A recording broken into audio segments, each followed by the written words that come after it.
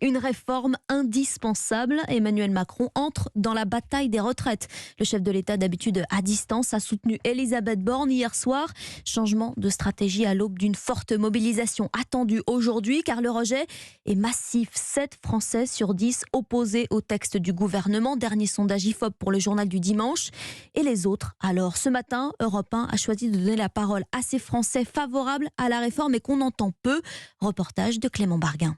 À 51 ans, Damien est prêt à travailler 2 années supplémentaires. Ce cadre juge la réforme des retraites indispensable. Pour que ce système tienne, il faut faire des réformes et ça passe par un levier principal qui est l'augmentation de l'âge légal. J'ai pas envie que mes parents, on leur baisse leur cotisation vieillesse et j'ai pas envie, moi, entre mon salaire brut et mon salaire net, d'augmenter de cotisation. Un avis que partage Isabelle, professeure de lettres. À 57 ans, elle accepte l'idée de devoir travailler plus longtemps. Dans le sens de l'effort collectif.